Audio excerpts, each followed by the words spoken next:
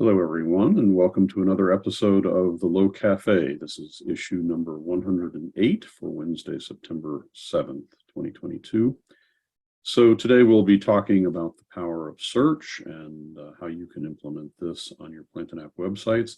But first, let me introduce myself. My name is Dale Warner. I'm head of support for Plantain App. We hold this event every Wednesday at 10 a.m. Central Time. And it's a community/technical event that we do. We try and focus on updates, on demonstrations, but mostly on hands-on coding. And we would love to have you as our guest speaker if you have information along those lines that you'd like to present to the community. All these episodes are recorded and they're on our YouTube channel, youtube.com/plantainapp. You can also use that QR code to get there. But once you get there, you should subscribe and set alerts so that everything that we publish, you can immediately know about. So we have 107 episodes of very good training content already out there. Today, for our agenda, Bogdan will not be joining, so I'll be covering almost all of the segments today. We will be talking about our product roadmap. We'll do our From the Trenches segment, so talking about things particularly through support, but then the lion's share of it will be hands-on low-code development, where we'll be talking about search. Please engage with us in any way you see fit. There's a chat window. You can put questions in the Q&A. If you want to speak, you can raise your hand and we'll bring you on. And after it's all over, take a look at our feedback form and let us know what we did right, what we did wrong, and how we can get better. From a product roadmap standpoint, I just want to let you know that for our current version 122, that the beta period is about to begin. If that announcement hasn't gone out, it should go out in the next 18 hours or less. And so the beta for that is it's releasing all of the new features, but as you've learned from previous episodes, most of that has to do with changes to the automation administrative screen. Functionality should be the same, but the way that you interact with our product has been updated dramatically. So with that, I'll just go right into stories from the trenches of support. The main thing to communicate today is that we have released hotfixes to our previous version, or almost previous version. I guess it's still current for another week, but version 1.21 has previously had 48 hotfixes, fixing things large and mostly small throughout the product. This week there's 5 more, and so they fall into 2 categories. There's 2 for listings and 3 for our form builder. The listings one has to do with the ability to apply formatters on a filter. So true false fields were only showing true false, but now this way you can show alternate text for true or false. So that's a useful one in certain circumstance. And then we had some open and new tab and open and new pop-up options not working when you were trying to redirect to another page. So that issue has been resolved. In our form builder, we had issues with our date picker having to do with time zone issues, that when you updated the form, the time zone was getting applied and then reapplied. So you could have a place where either the date was being cleared out or a day was being subtracted. That issue is resolved.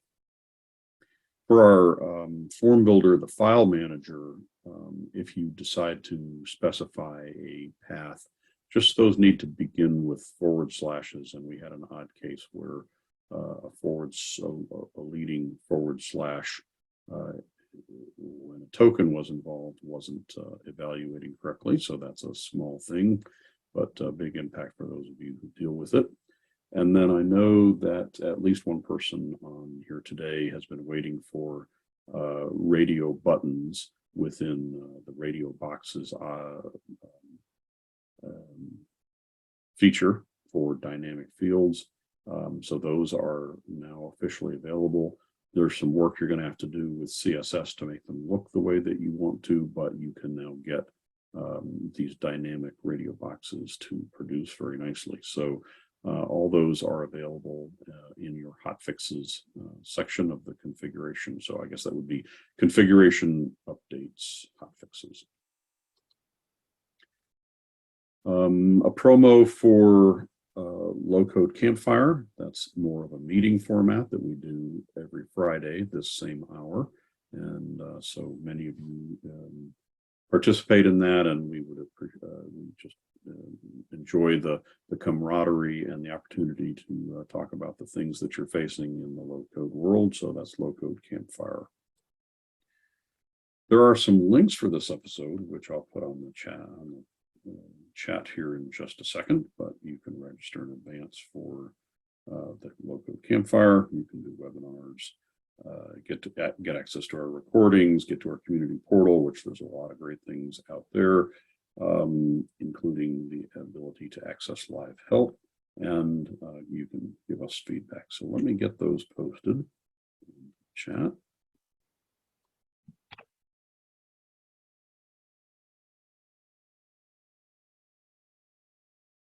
Great, those should be out there now.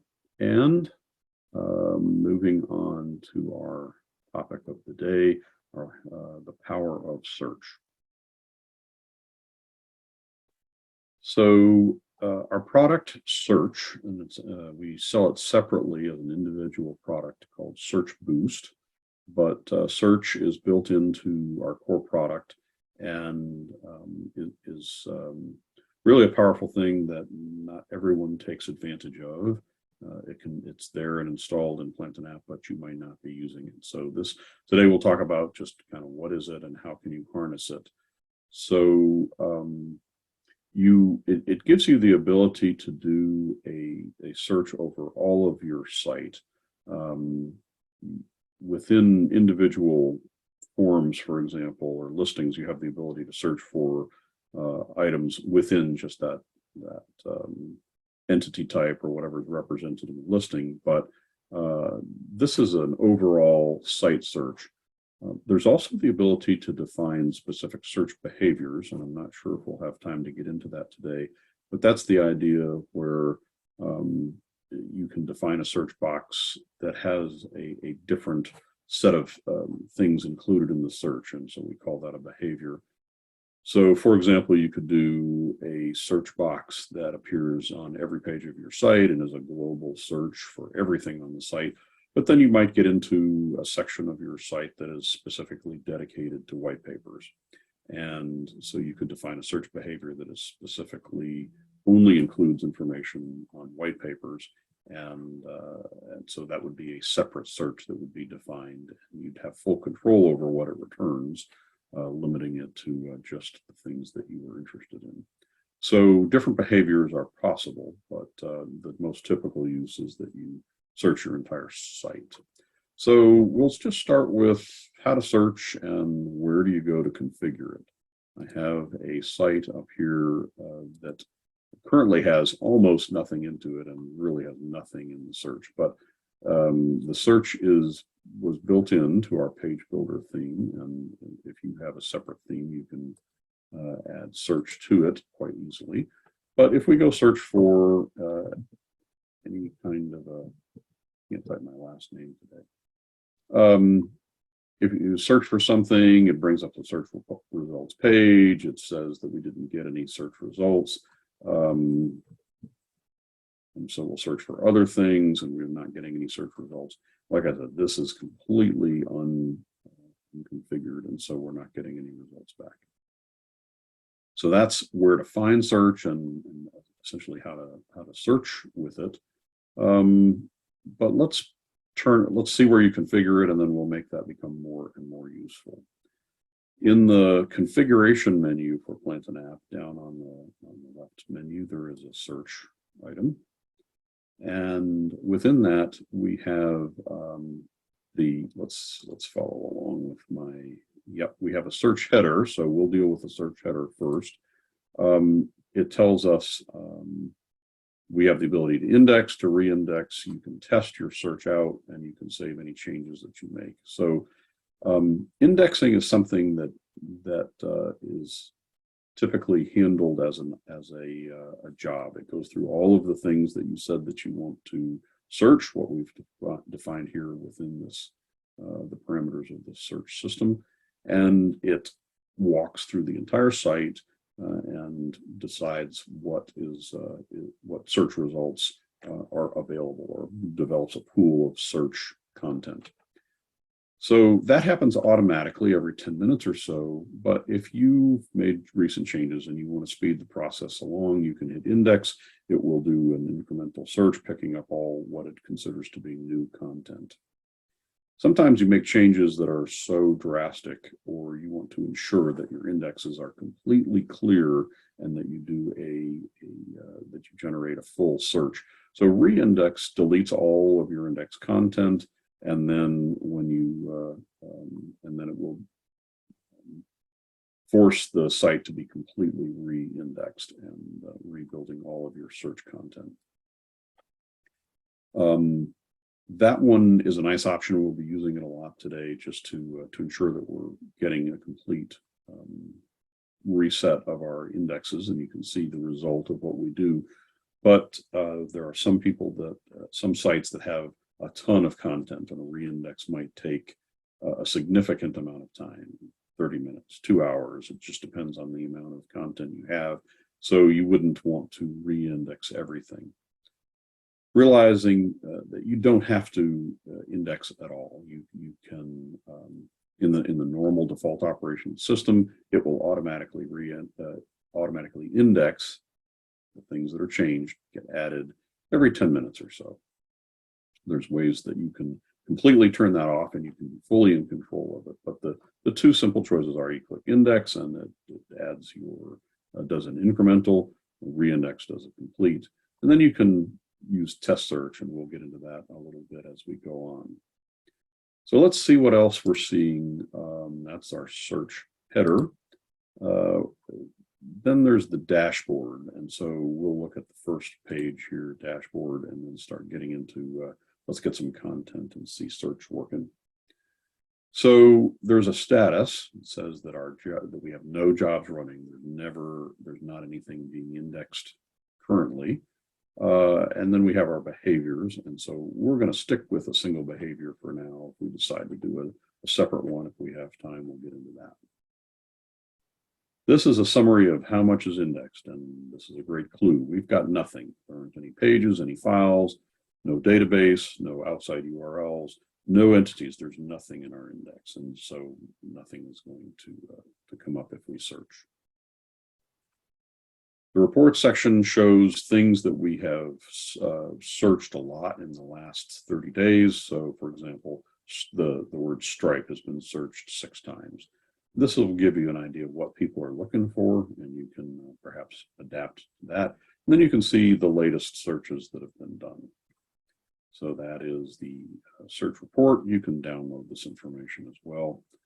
And then the last one, search inputs, becomes important when we start to have multiple behaviors.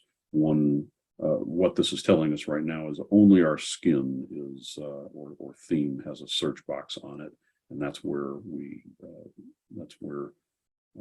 that's what's connected to this.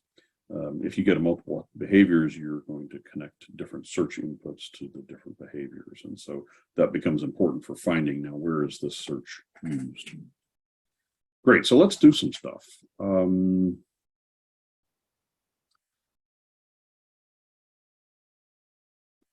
Nah, I said we're going to do some stuff, but I'm going to cover the settings a little bit, and then we'll really do stuff. The stuff happens in content, but settings. So there are ways and lots of settings in here. I'm not going to cover them at this point, but there's ways that you can control what the search box looks like and what it does, how the results look, the way that sorting is applied in the search results. You can provide the ability to filter your search results. You can change the way that search works in a number of ways, and then you can turn on some debugging features. So just realize there's a lot of settings out here that you can do. They impact the search pretty significantly in some cases. So we'll touch on this a little bit, but the meat of this then is content sources. What is being indexed? So let's start with that. You can do these four things: portals, database, URLs. I said four. What the file types? We're just going to work through these a little bit. So the main thing is the pages on your site and the folders on your site. Currently, we're not set up to index anything, and that's why we have nothing. I'm going to say that I want to index all pages. So this is giving us all the pages that are defined on our site. They're all checked. So now the system is going to go through and generate indexes on them. I'll save my changes, and it offers me the ReIndex option, so I'll click on it. Anytime you make changes to the configuration of this, it can definitely impact what's included. And so we can, I don't know if you saw it, it was running one job. We now have one page indexed. And let's go ahead and use our test search just to see what this looks like. I think I know that, yes, Stripe is the page that got indexed. So we can see that there is a page called Stripe Test that's now in our index. So that's a way that you can test to see quickly what behavior this, what information is returned when you do a search. We can also just use the search, and for example, we Stripe, and we get search results, and it shows us the name of the page, a link to the page, and what it found. So Stripe happened to match. This is just indexing the name of the page, and if we click on it, we'll see the page. This it's just indexing the name of the page. There isn't any other content here. If we add content, we'll get more results. So, for example, if we were to add an HTML element to this page, do that now. And I've prepared a little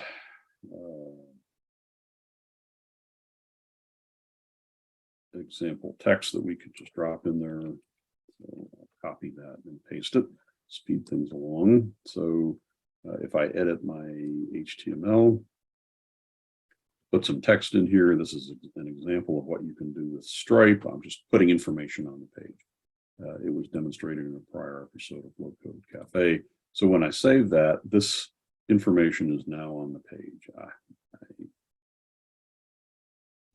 Almost unreadable, so we'll make that be a little bit bigger with a H3 heading. There, now it's visible. So if we were to return to our search console and choose ReIndex, are you sure you want to do that? Yes, we are. So now we see jobs running, and we're going to see when that job finishes, we still have one page indexed, but we can either use test search or just our global search here and search for something like Café, and we now see it's the Stripe page still comes up, but now we're getting content out of that HTML. So the inference from this is as you're designing a site and as you're putting HTML all over the site, that HTML, if you choose in your content sources to index your pages, that all of that content is going to get included by default, and you'll be able to search for it. Your users will be able to search and find your pages. So that's page content. I am going to skip now to entities. One of the powers of Plant an App is that you can have entities like a customer entity. In our case, let's take a look at the customer entity, and we have some sample customers. We have Bill, Patrick, and John, and Justin. If we were to search for this information, and I mentioned earlier, we have this search bar here. This is just searching locally, just the listing that we're looking on, because it's directly tied to the listing. But if you go to the search bar here and say Dale, for example, it's going to come up with nothing because that has not yet been defined to be part of the search. very easy to turn on. If you go into the customer entity and edit it and look for enable indexing, and it tells you exactly in the hover text here, it's going to be able to make these available for search. So we'll just turn that on, and then I'm going to take a look here at the properties and notice that what's going to be searchable are the things that are checked. So in this case, the phone, the email, the status, the name are all going to be searchable. So now when we let that generate the related information, we'll save it and generate. Now, if we go and search for Dale,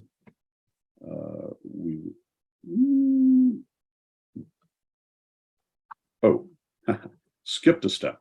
I didn't search, I didn't reindex. So I changed a parameter. Indexing hasn't happened. It will happen in 10 minutes, but currently we have no entities indexed. We'll reindex it. I'll probably do that about 3 or 4 times today. So now it tells us we have 6 entities indexed. When we go here, and I could either refresh or use that search, but it tells me that there is an entry called Dale Warner, so it's found that. Search for Wayne. You can search for Plant an App, and that's in my email address. There's different ways that you can search and get to the same piece of information. So we'll click on that. We get, brings us to the page. Notice it's built a very smart URL for us. It's gone to the customer detail and brought up customer 1. It just, with the entity logic, just turning that on, it knows how to get to wherever the page is and which customer ID to put there. So we get all of our information. Good. So that is entity search. And so you can turn on using entities. You could turn on search for any entity that you want to be included in the global search. So you might find that to be handy. We're going to, let's see, I'm going to follow along with my pattern here. So that's entities. I got a little out of order. I talked about pages, but we'll go on and talk about the next topic. So back into search in our content sources. The next one in our portal is folders. So this is the ability to search for information that's stored based on site assets. When you upload content onto your site, now it's going to start searching those. And so we'll save that. And we'll go ahead and let a reindex happen. I don't have any files up here on the site quite yet, but we'll add some. So I have access to site assets. These could be uploaded in a variety of ways, including a single file upload or multiple file upload from a Plant an App form. But I'm going to use the site, the asset manager, to put up some information. So I have a folder here that I've created. It's called white paper. I'm going to upload a PDF here. So I have a number of files prepared. I have a names file that's called names file PDF, and I'm going to upload it here. So this gives us a PDF. If I want to take a look at it, I could just click on it and see it. And it's just a PDF file that has names. Really, there. Okay, that took a minute. So it has some names at random and countries and ages and birth dates and things like that. Just a random file I found on the internet, but it's in a PDF format, and so it's now up on my site. I'm going to put some other information up in there in a raw data file. I am going to upload the text file and the Excel file as well. Those are the same kinds of information. One is this is exact same information. One is text and one is an Excel format. And so now those are up there on the site. If we return to configuration and search, we can make a couple of changes and then do an index. The main thing that I want to change is there's a section here, file types, and so it will only index the things that you tell it to. So its default is PDF, Word, and Word 2003. I'm going to include Excel and text files. So it's going to look at these based on extension now and know to index them. And so I'll save my change. It offers me ReIndex, and we'll jump over here to the dashboard and watch it work. So now we see getting more and more content. We now have files in the index, and so all of our old searches will work, but new searches will work as well. So we can look for, I think that was a name that was nah. I'm going to look at I'm going to cheat and look at my files here. So we had this, we'll look at the text file. We had values like Gaston, Brum, or Etta Hearn. So these are things that we could potentially use as a search. But if we're looking for information, we'll look for Gaston. And so now we see Gaston showing up in 3 different files, 3 different results. It's in a name file, the Excel version, and the PDF version. And if we were to click on one of these, it'll load. So we can see the copy of the text file there. So the power of that can be very important to the functionality of your site. We have some governmental agencies, for example, that upload all of their PDFs about all their policies, all their everything, and the search product just indexes them all. And rather than having to find a way to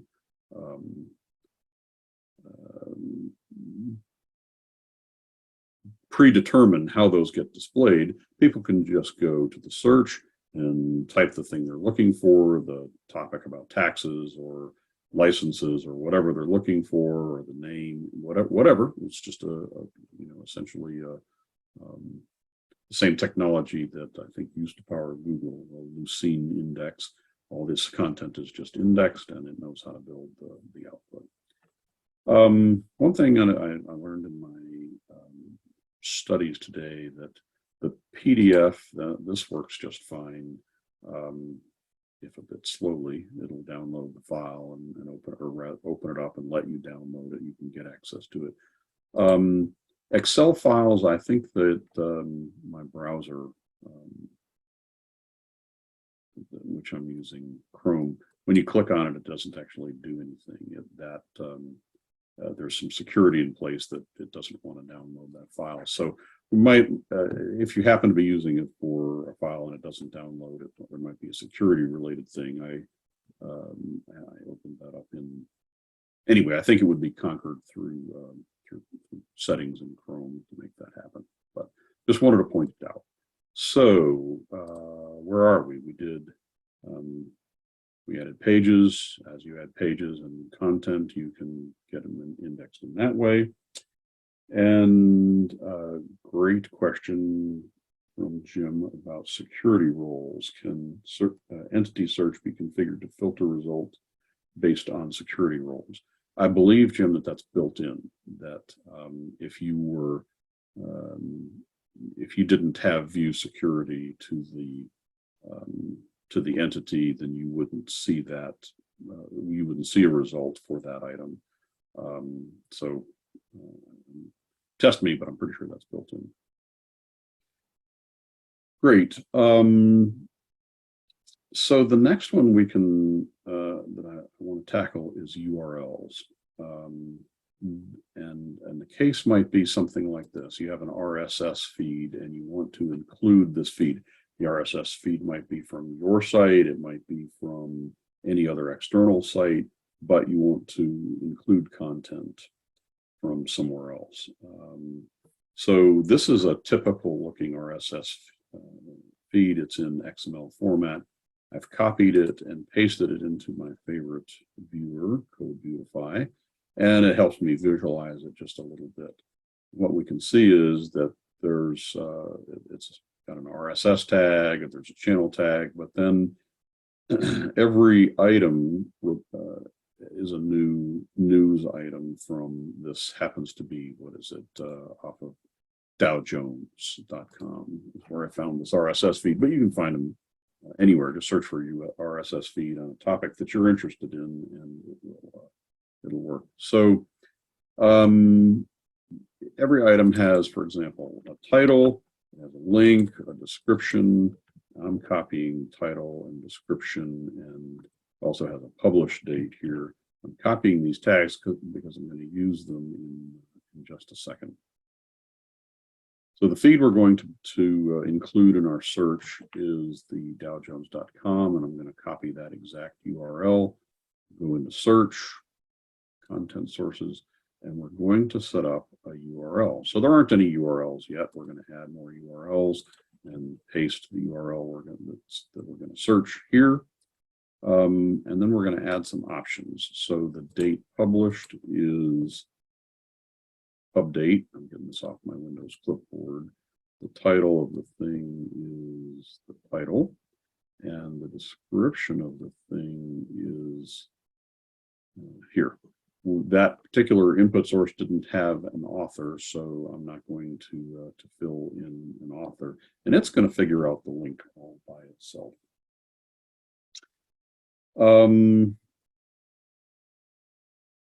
So with this little bit of configuration in place, now this feed is going to bring the world news into our search, and so we will save this change. It's going to offer to ReIndex, and we'll let it do that. We look over on the dashboard, we can see there's 15 jobs, all those jobs finished, and now there's none, but there's 5 URLs that are included. Now, I've seen people do this with thousands of URLs, where they just build a search boost search site to do the search for a remote site, and then like it was a lot of law articles. And so the ability to search a separate website that has content of interest was brought into their site. So interesting use case. Anyway, when we now go in here and search, you can search here or this one right on the search results page. If we look for Stan, for example, nothing, Ukraine, there we go. So now we have search results for the Ukraine that are built in, and the clicks to that are going off to Wall Street Journal. So it's going to open a page to wherever that article exists.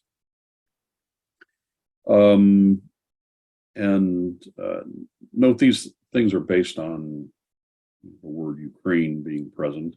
If we go to the word Russian, we get a slightly different list because Russian didn't happen to be listed in the content that was indexed. If we go to Russia, it's a little bit different still. Matthew, I see your question, and I don't know the answer, but you know what? We'll check on it here in just a minute about whether comments will be indexed or not. I suspect they will, but what's my guess worth, right? So that is bringing in URLs. Very cool ability to you can index your site, you can and control what gets indexed by creating your own RSS feed. You can consume other people's RSS feeds as appropriate. So this brings us to database indexing rules, which is among the more complex, but also interesting ones. So let me present a use case why this is important. If we go into entities and, well, I'm going to take a look first, I guess. Let's show you what it looks like from an end user perspective. We had our customers. This is something we did in an earlier look at Café. We had customers that have histories. So in the John Wayne record, you could click through. There's 2 history entities for John. And so we can see that there were a couple of meetings, that one was a thank you and one was new projects. And so this is being presented in the context of John Wayne. You can see that these meetings refer particularly to him. If we go back to customers and look at the ones that relate to the Dale Warner record, you got to have different history. Ask for payment from this deadbeat. So that's what you see as a user perspective. Let's take a look at what this looks like if we turn on some search. We already learned we can search for customer by name, and that's not a problem. But if we turn on customer history as a search, let's do that. We'll turn on indexing.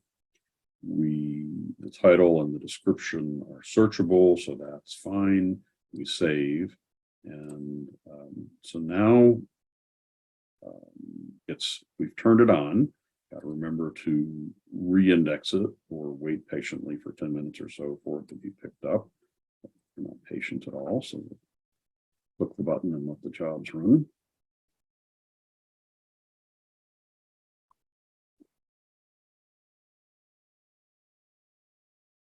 So with any luck, our entities count will have gone up a little bit. It did.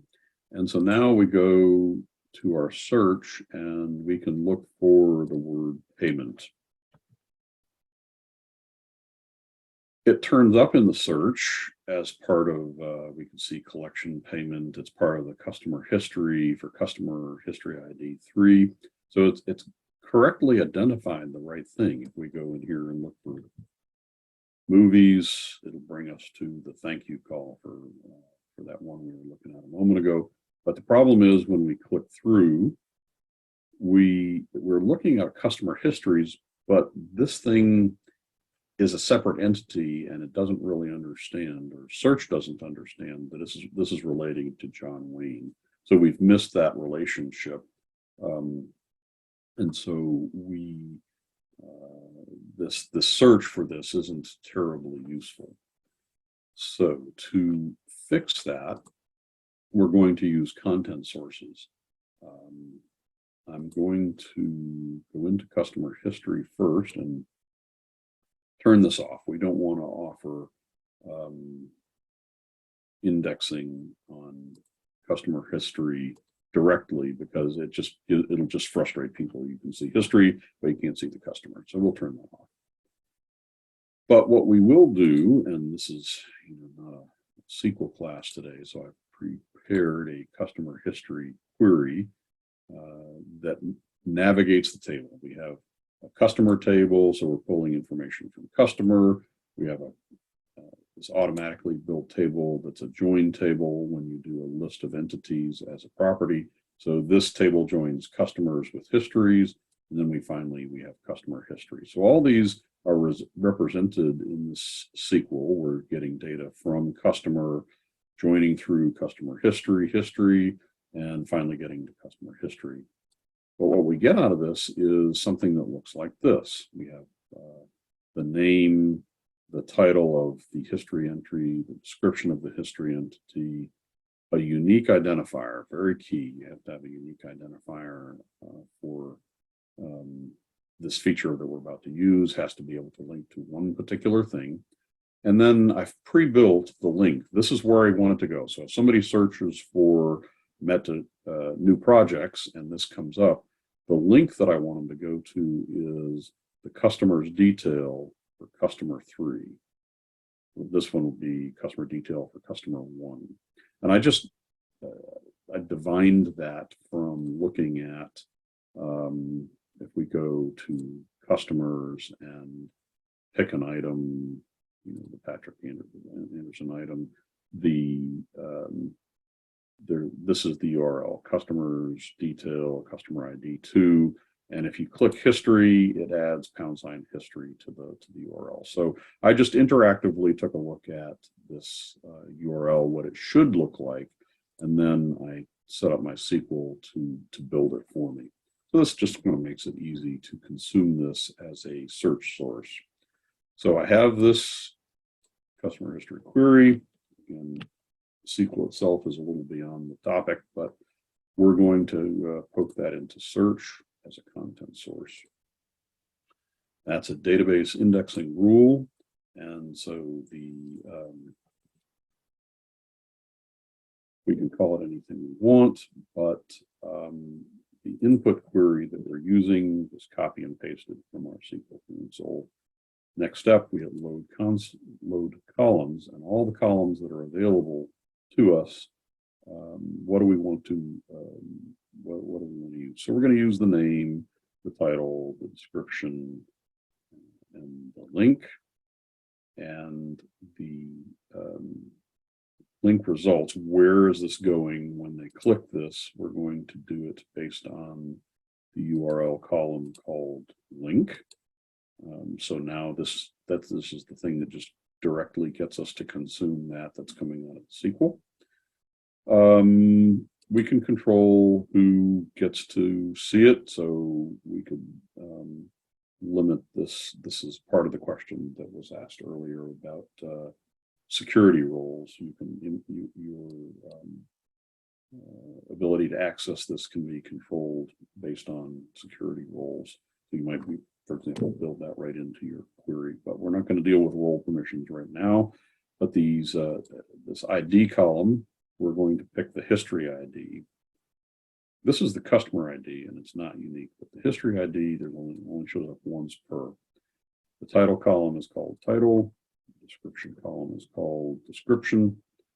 And so this is going to use our basic format to produce a nice search output. We could have done it by a template, and who knows, if we have time, maybe we'll come back and do it that way. It's asking us for some other things that, let's say, we don't have, and so it's not necessary. We're just going to go that far. So we'll save that. Now there's a trick to this. When you save a database rule, for some reason it makes you hit it twice, so that's important. The next thing is, on your content sources, the database rule comes in. Now it says customers with history. That's just what we named it, but it by default, it's not checked. So even though we added something new, we have to come back here and check it, and then say save. And now we'll reindex based on those settings. When we look at the jobs, we can see the jobs running, but now we can see we're getting numbers in the database entries that, so now we have something based on all the different things we've been working on today, but database entries are the thing that just got added. So now if we come up here and do a search for John Wayne, we get the John Wayne plus his thank you calls. But if we do a search on movies, this thank you call shows up, and when we click on it, it's going to be in the context of John Wayne. And so when you're not getting what you want, just based on activating entities, you might want to go to a SQL content source, database content source. Anyway, we get, it brought us right to the John Wayne page, and movies was listed. If we were searching for a different phrase like payment, we can see who is in payment, and it's, of course, the Dale Warner record asked for payment. But it lets us navigate around, and we can see clearly that it's related to Dale Warner. So yeah, that's a good one. So that's content sources database. You can have as many database rules as you want. So you can pull things from different tables. You can activate them and deactivate them with the checkbox and save. But you can also, if you can reopen that edit dialog and change the way that it works or looks when you do this. Okay.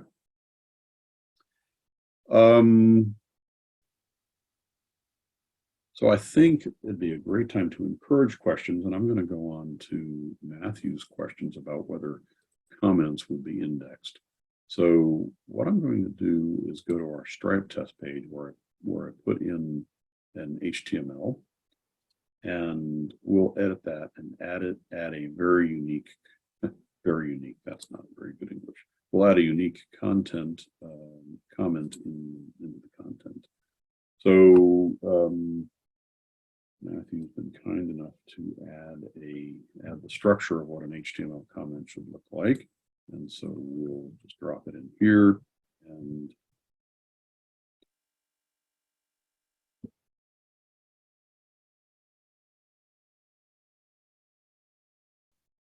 that's a quiz. Anybody know where that comes from?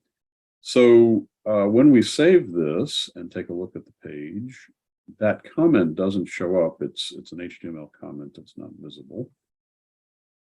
If we go to search, and we need to go back so we're not so we can ReIndex. So we'll let that ReIndex. All right, nobody got my quiz yet. X, Y, Z, Z, Y.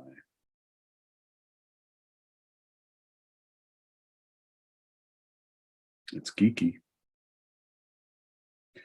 All right, so that finished. Let's test it out. If we go to search and we look for X, Y, Z, Z, Y, search, it did not index it. So I'm going to go with no, the comments are automatically filtered out, at least in the test that we did, but it's important for you to know. There's lots of different ways that you can impact search and search results. I'm gonna go back and work some more on another one. Oh, by the way, XYZZY was the magic phrase to get from place to place in Adventure Cave, which is like a game from back in the 80s and before. Anyway, we were looking at this name of a person here. We were searching for Gaston, and it searched and gave us 3 different things, and they're coming from 3 different sources. There's a nice option that we can turn on in the settings, in the filters. Some of this you just have to go through, right, and look and see what all the options are. But I'm going to turn on an option that's called facets, that is to use file folders as facets. That's the only change I'm going to make. We'll save that and ReIndex. Go back and look at our dashboard so we can see when it finishes.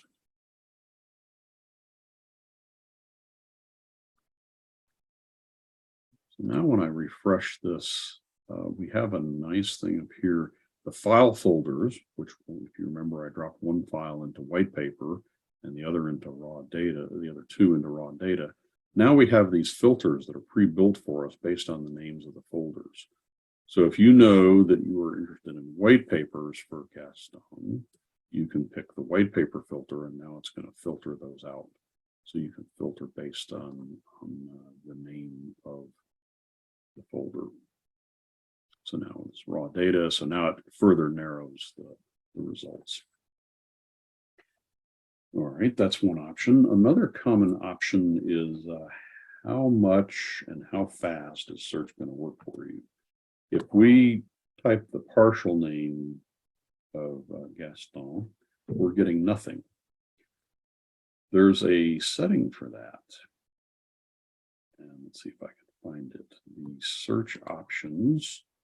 We have things like how many autocompletes are going to be shown. Let's see if I can, there's a fuzzy search, so you don't have to be exactly right. A wildcard search. In the multi-word search, the document must contain all is what we were working on.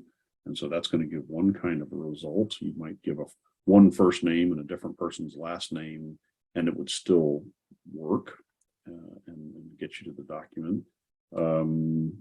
The options here, you can say any of the words or an exact expression.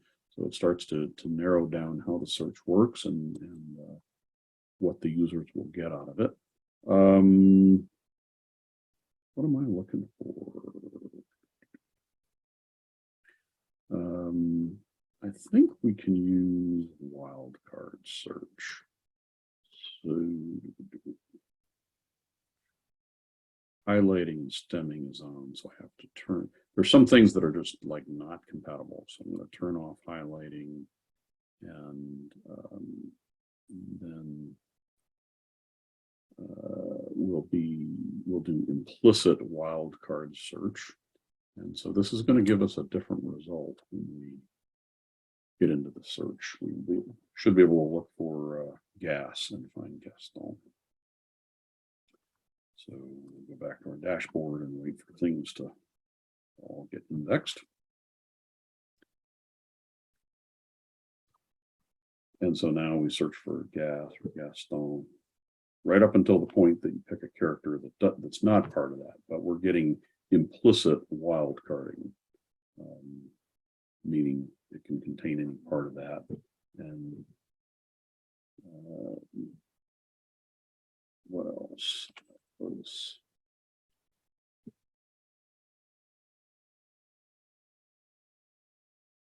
Interesting. When you're still filtering by raw data. Thank you, sir. See, this is why we gotta have help. So so when we search now for Way, we get John Wayne, but we also get articles that have the word Way in them. So that's interesting. Other items that are other settings that can be useful. We have instead of explicit, we could say, excuse me, instead of implicit, we could say enabled. So that says that you would have to actually use an asterisk to indicate that you want it to work. I find it useful to do these things one at a time just to see the different way that it works. So now if we search for Way, we get some articles, but we don't get John Wayne. If we put in an asterisk, we get John Wayne. And notice that the customer filtering comes in. So if you wanted to filter it by customer, you could do it that way. So those filters come in handy. But that's different ways of either having what were we calling it? Wildcard. So we talked about whether the results contain some or all, whether or not how it handles module titles. There's a variety of boosting features, so you can say that you want that certain things like certain module content or certain database rules have a higher indexing or boost, and so those will appear in the index first, so you can have an impact on what shows up in the first of your index. This one was on before and got turned off because the highlight is not compatible with that fuzzy search that we're doing, but it's kind of useful if you're have that active. Your search terms show up first. Show up with bolding on, so you can see why. It's easier to spot why that thing was selected. There's some control over whether or not it deals with accents, what's considered a stop word. And so in this case, but and be and with and such and are, these words get handled specifically in a different way. Stemming is cool. Let's see if we can turn, if you like this kind of thing, I guess.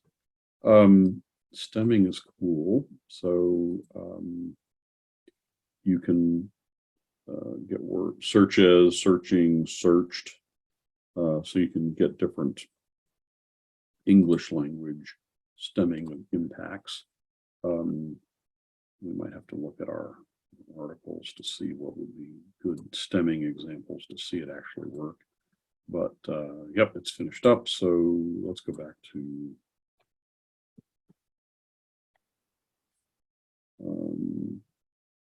Russian, clear our filters again.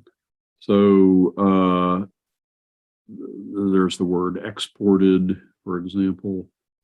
testing. So we could use the word test, and we're still going to get things that include testing. You can say export, even though the word was exported, and it will still find it. If we get more specific, exporting, all these are coming up stuff. So, so those are examples of how you can use that to make your search easier for your end users. So let me jump over here. Give me a comment. So the question from Jim: can settings be overwritten at search time by a user? For example, sometimes search all words, sometimes search at other times search any words. And the answer is no. These settings are set based into the behavior, and so that search box is going to behave in a certain way according to the settings you picked. But what you can do is define additional search behaviors that are set up in different ways, so that if a user wants to search in to have an all-word search, for example, you would provide an input and direct them to that. And essentially you could ask, how do you want to search? And then direct them to a search input tool that is linked to the relevant behavior. So you can get there, it's just an extra step, but no, they can't overwrite that. And then after I said all that, what I said was true. It's entirely possible that there are some rules within the Lucene search that would let you use characters like plus or quotes or whatever to enforce some different behaviors. So you might dig into the documentation a little bit for specific cases that you're trying to do. But at worst, you could have different behaviors. Of course, each behavior has different indexing, which has its own cost in terms of the size of indexes and the time it takes to update them. Typically, the indexing is pretty fast if it's configured well, meaning I've seen support calls on this URL searching where there was no date published. And so every time search ran, it reindexed all 2,000 or 8,000 or however many URLs. And so every 10 minutes it was hitting the other site, and the other site was kind of unamused that they were being hit so often. Having a date published, we pay attention to that and don't re-hit and re-index all the pages if it's something we've already indexed. So there are some nuances and some things that you'll have to try out, and your mileage may vary a little bit. Things can go wrong with search, and so I'll just quickly point out as kind of a last topic that there are some advanced settings, and among them some debug settings. So you can turn on, for example, how search logging will log the information as searches are being performed and what results were returned back to them. So this gives you an insight into what your users are really doing and what they're getting back. And then the other one is enable search index logging. So you could click that and then hit reindex, and it's going to create a very detailed log of how it considered how it indexed your information and what was done. You can then download those files and examine them offline. So, or if you're having problems and you want to submit those to support, you could submit those to support as well. So just pointing out that they're there, we're not going to get into them today. So with that, I hope that we've revealed some about what's available to you in search and how it's already there. If you're using Plans and App, just turn it on, configure it for the things that you want it to do. And with that, we will wish you happy low coding and hope that we will see you again next week, or better yet, come join us on Campfire on Friday at the same hour. Great, see you then.